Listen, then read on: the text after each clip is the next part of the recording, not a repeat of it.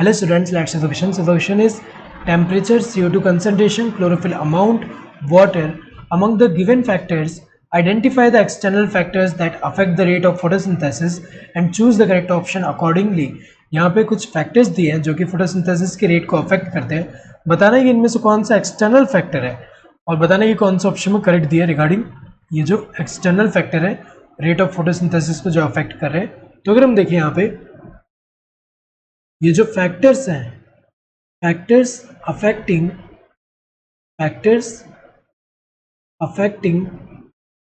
Photosynthesis जो है उसको अफेक्ट करने वाले जो फैक्टर्स हैं इसको हम कैटेगराइज कर सकते हैं दो ग्रुप में.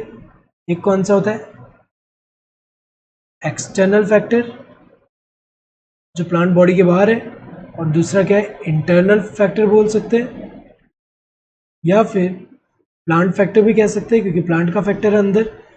एक्सटर्नल फैक्टर की अगर हम बात करें इनमें कौन सा आता है, जैसे कि availability of sunlight, then temperature, then जो एक्सटर्नल CO2 कंसंट्रेशन है, देन इसके अलावा जो है वाटर का अवेलेबिलिटी. तो ये कौन से हुए, ये एक्सटर्नल फैक्टर है जो कि अफेक्ट करे रेट ऑफ फोटोसिंथेसिस को. इंटरनल में कौन सा आता है, एक तो लीफ की अगर हम बात करें तो जो लीफ है नंबर ऑफ लीफ, ज़्यादा नंबर ऑफ लीफ होंगे तो ज़्यादा फोटोसिंथेसिस होगा. Then size of leaf, size ज़्यादा होगा, सरफेस एरिया ज़्यादा हो जाए तो वहाँ पे फोटोसिंथेसिस अगर हम देखें एक तरह से ज़्यादा है. देन एज ऑफ लीफ, तो हमें पता है कि यंग वाले लीफ में ज़्यादा फोटोसिंथेसिस होगा और ओल्ड वाले में कम होगा. एंड ओरिएंटेशन, कैसा ओरिएंटेशन है, तो ऐसा ओरिएंटेशन जिसमें जो सरफेस जो है ज़्यादा एक्सपोजर लाइट के साथ तो वहाँ पे ऑप्टिमम लाइट मिलेगा तो ऑप्टिमम फोटोसिंथेसिस होगा.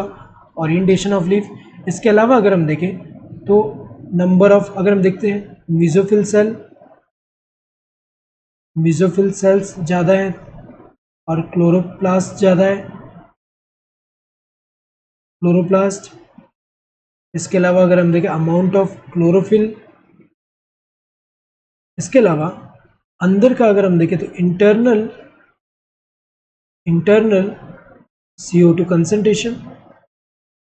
यहाँ पे अगर हम देखें इनमें से टेम्परेचर कौन सा है एक्सटर्नल फैक्टर है, CO2 कंसंट्रेशन यहाँ पे इंटरनल नहीं दिया है तो ये कौन सा होगा एटमॉस्फेयर वाला ही है, एक्सटर्नल है.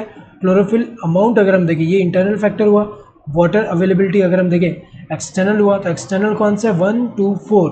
सो 1, 2 एंड 4 ये वाला जो है ये करेक्ट होगा. 1, 2 एंड 3, 3 जहाँ पे भी दिया होगा यहाँ पे क्योंकि 3 वाला क्या है इंटरनल है तो ये वाले गलत ही होंगे. So correct answer to this first one. Hope you understood the question. Thank you and all the best.